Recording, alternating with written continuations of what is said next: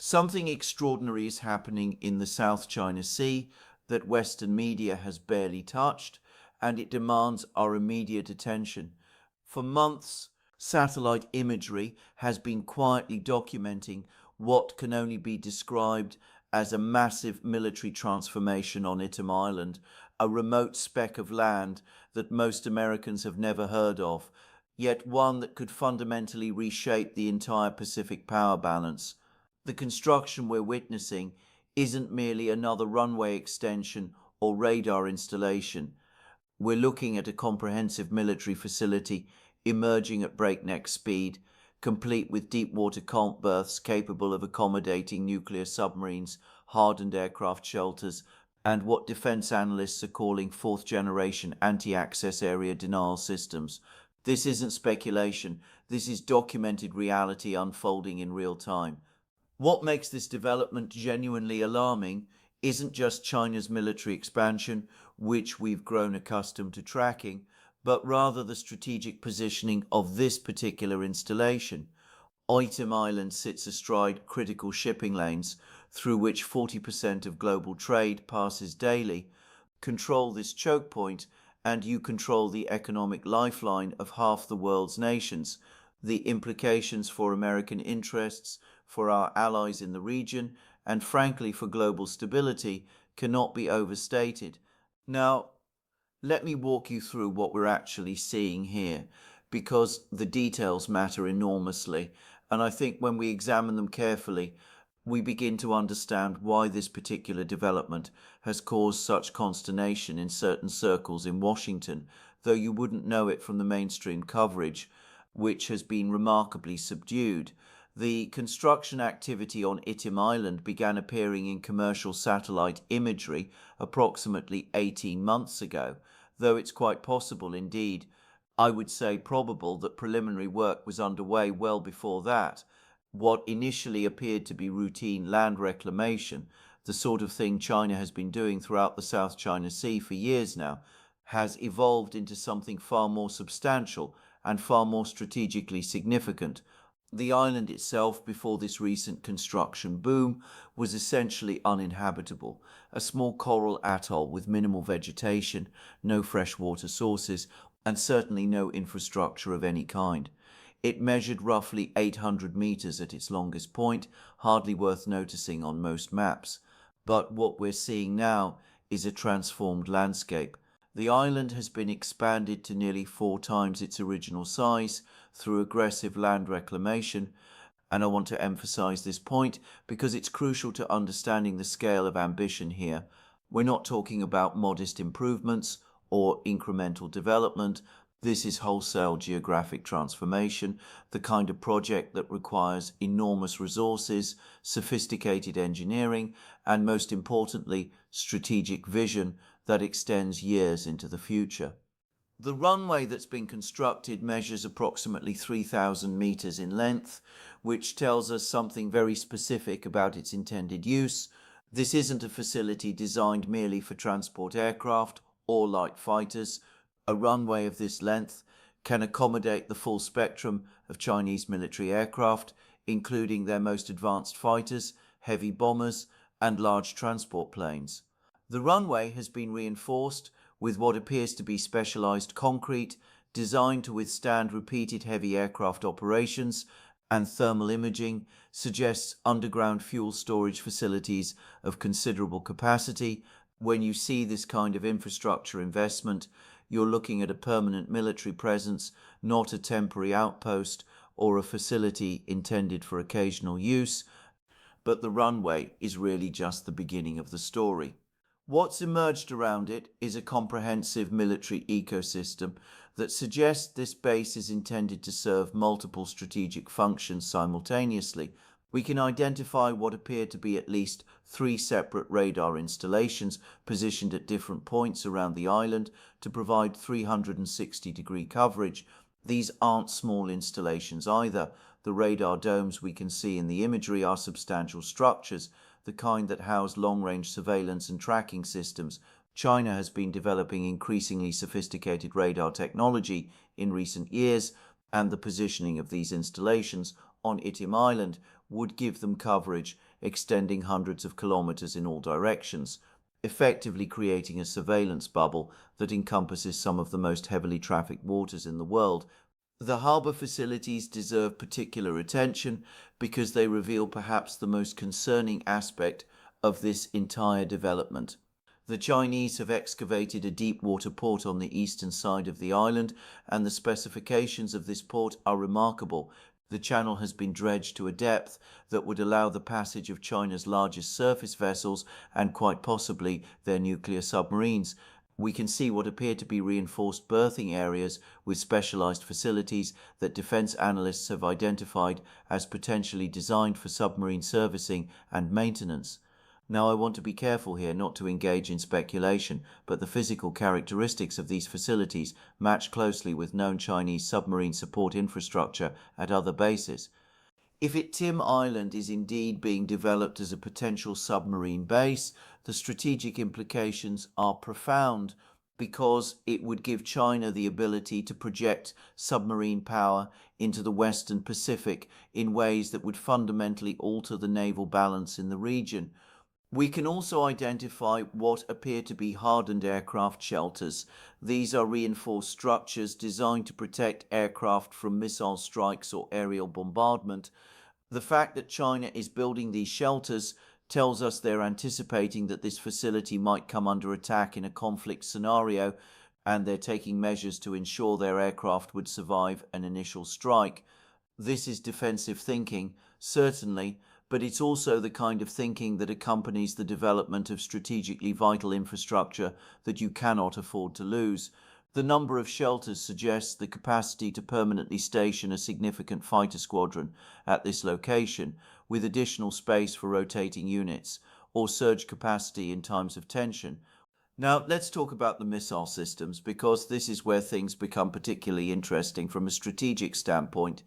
Satellite imagery has identified what defense analysts believe are vertical launch systems for surface-to-air missiles, probably their HQ-9 system or possibly something even more advanced.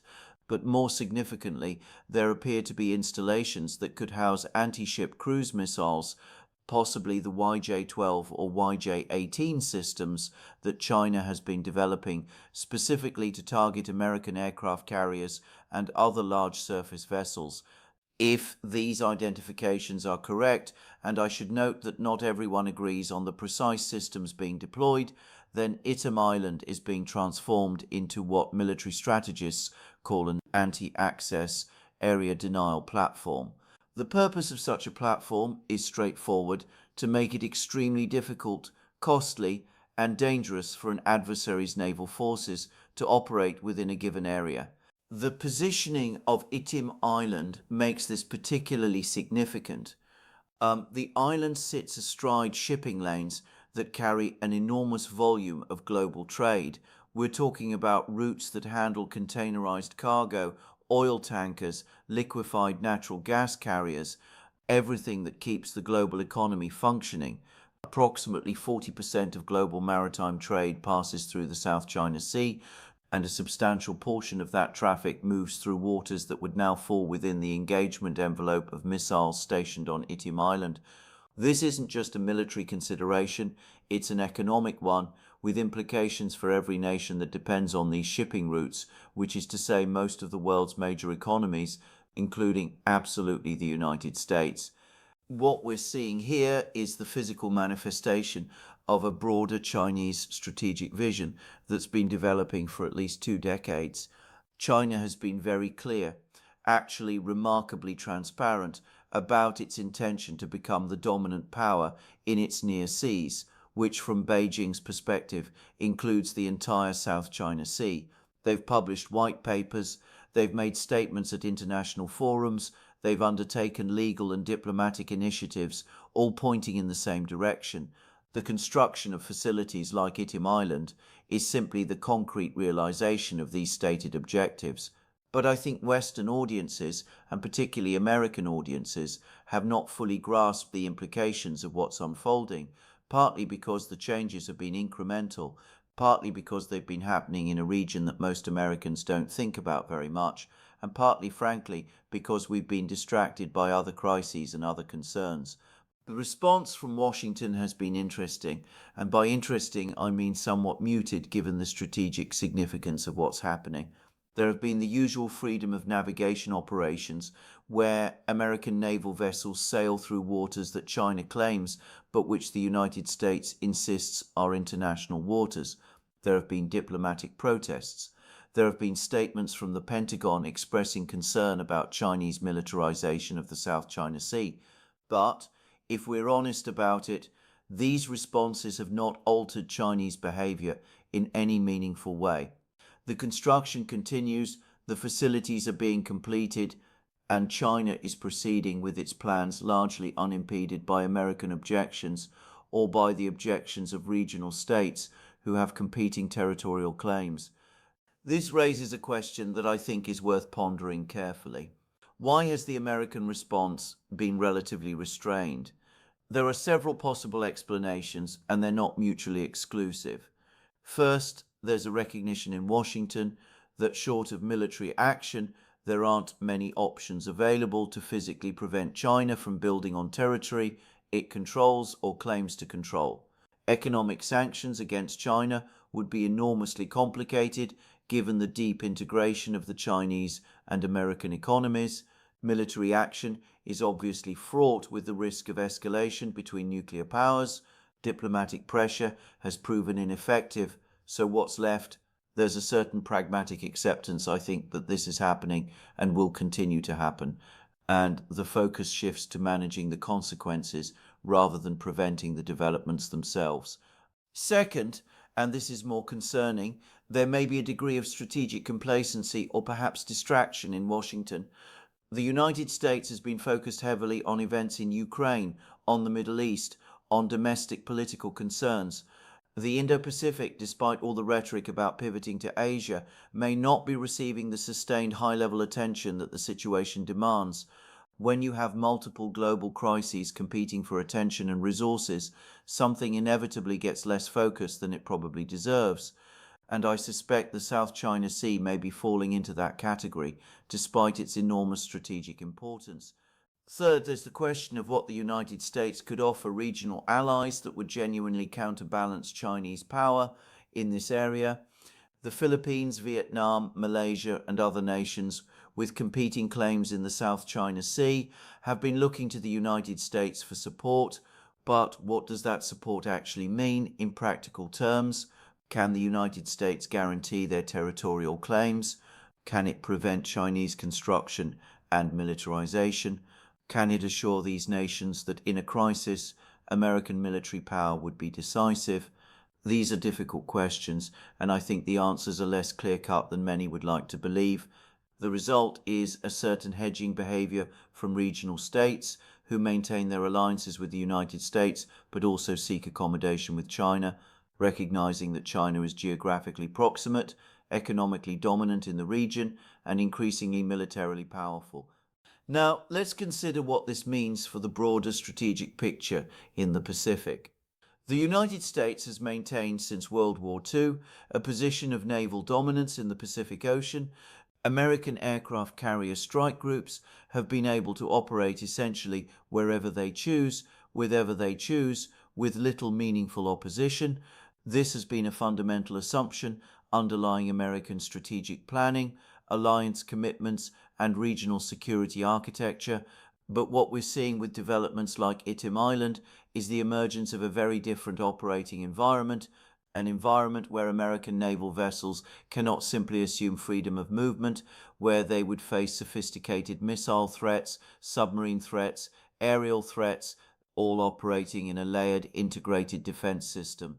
This is what military analysts mean when they talk about anti-access area denial. It doesn't mean that American forces couldn't operate in these areas. They certainly could, but it means that doing so would carry significant risks and potentially significant costs. An aircraft carrier, for all its impressive capabilities, is also a very large, very expensive target, carrying 5,000 sailors and scores of aircraft.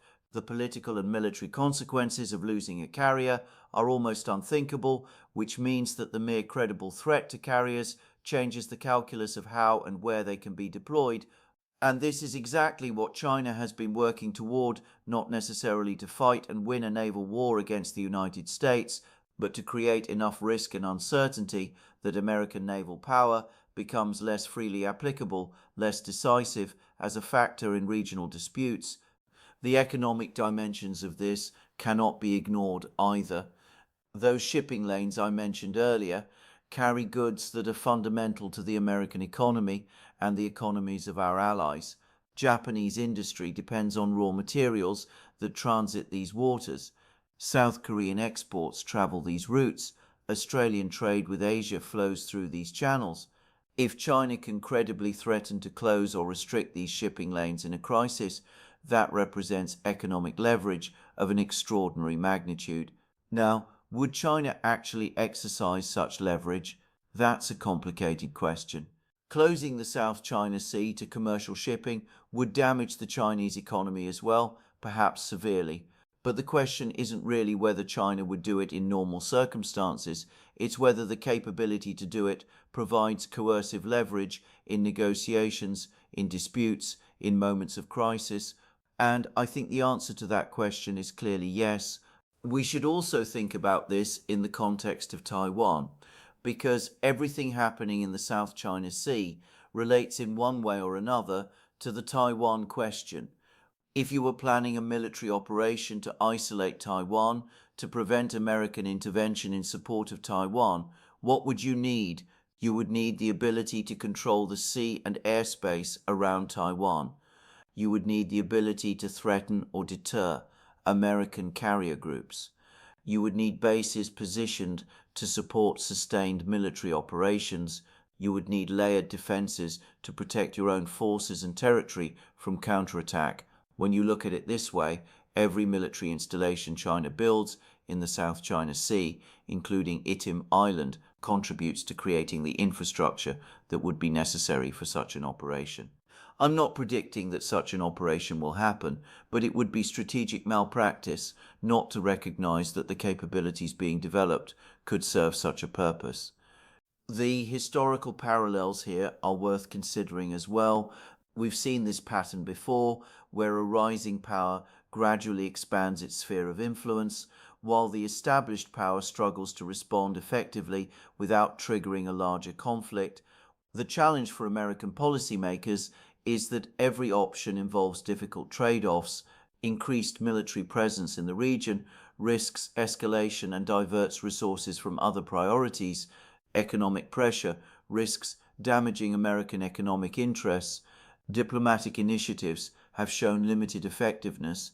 Building up allied capabilities is a long-term project that doesn't address immediate concerns. There are no easy answers here, and I think that's reflected in the somewhat uncertain and inconsistent American response we've seen.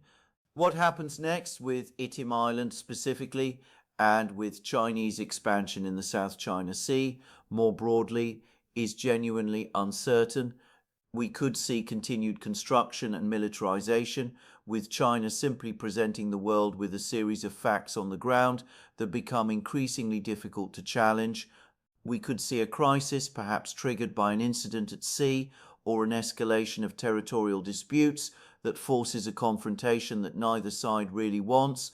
We could see diplomatic breakthroughs that establish new understandings about behavior in the region, though I confess I'm skeptical about this possibility given the fundamental nature of the competing claims and interests involved. What seems clear is that the strategic landscape of the Pacific is being reshaped before our eyes, and the implications of that reshaping will affect global security and global economics for decades to come. This is not a distant or abstract problem.